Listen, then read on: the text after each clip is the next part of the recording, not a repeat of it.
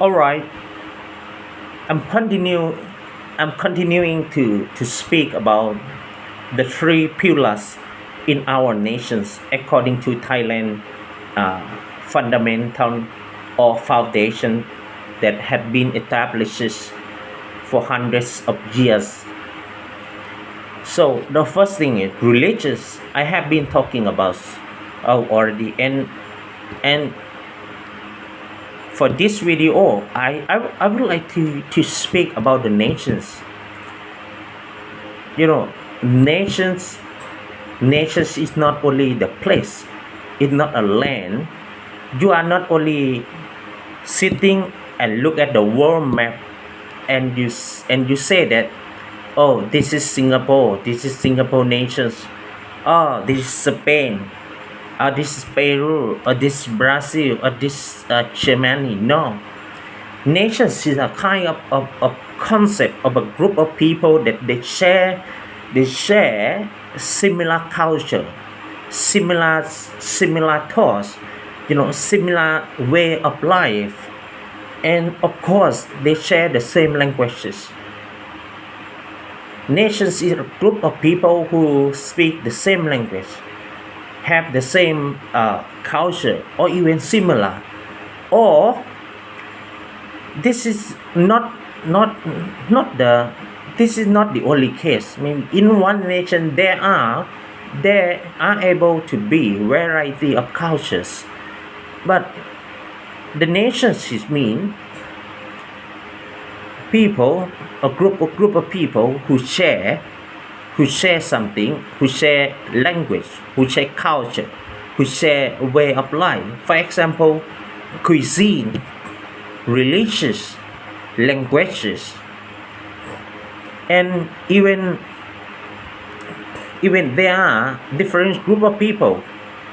If they considering themselves to be a part of the nations, we considering them to be a part of the nations as well. I don't know how to say, but I'm sorry if I say something wrong. I didn't mean. I mean that nations is able to combine with variety of different group of people. But when we talk about the nations, this is the concept that people understand that we are the nations. We live in this piece of land in the world. So this is our nation, and we, as the people in the nations, we are the nation. So what happened right now? What happened in the past decades, or even today? You will see mainly I would like to speak about when we talking about our nations having problem. I think I look at it the political conflicts, national politics. There are protests happen continuously, in every government, and the opposition's party, whatever party, they they are very tricky sometimes, and also their strategy of the opposition's party. I'm not saying opposition's party in this, today. No, I mean every government there will be government and opposition's party. So I am saying overall opposition's party. So they will have strategy, something like they want to discredit the government. They want to destroy or tear apart the government. They want to make sure that they will win the next general elections, and they, as opposition's party to the government, will be the government. And also there is political conflicts, not because of different party or different idealism, but I think it personal. I'm not sure. I think if you look at the relationship among politicians in our country, sometimes they are very good to each other. They are friends, but sometimes they become enemies. So what I can say is some problem that coming from politics side. Politics is of the three, one of the most important three pillars in Thailand nations.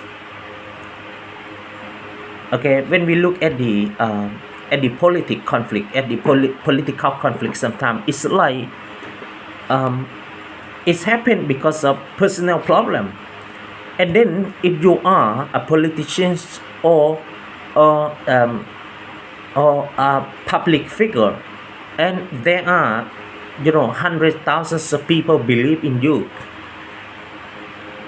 it's, it's very dangerous for the nation. You are the government that millions of people ready to support you, and the other side is opposition party. They are very popular as well, and millions of people ready to support them.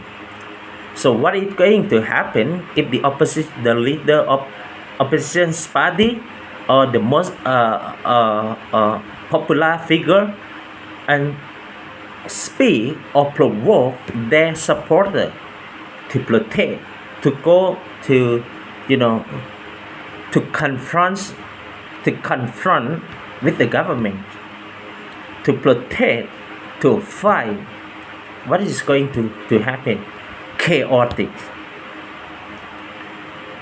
And also we will never ever to solve the conflict among politicians. And the other effect is we will lose credit among the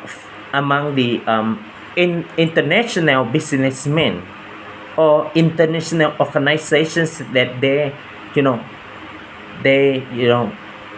watches on each country economy. And there might be another story or another issues concerning, for example, human rights, democracy. We already are democracy. Even we are conquered, we are ruled by a person who coming from the army. But when I think I thought to myself that I compare myself, my life, or other people in the society, that I think we are totally different from Chinese people. Chinese people is frankly, I think they are under authoritarian regime. They are the country is ruled themselves by communism. So communist or communism, I think you understand. But for us, even the persons who came into the power, they're coming from the army. But of course, it's supposed to coming from the right person, from the right procedure, and the good person, and particularly smart persons, and particularly they are good at economic first. But what do I feel today? I feel like I still have freedom. I have lots of freedom to do my business. But I think in terms of in terms of people who involved in politics, they feel like they are limited their right, their free of speech. So I think we need to solve this problem. And it had been saying for long periods of time that the conflict among politicians need to be reformed and need to be resolved by reform the constitution now, by the country constitutions. But I'm not sure whether we are able to do that. It seems like our nation stuck in nowhere, and we didn't see around, and we didn't know where to go, and the most important, we didn't see where the others. Thank you very much.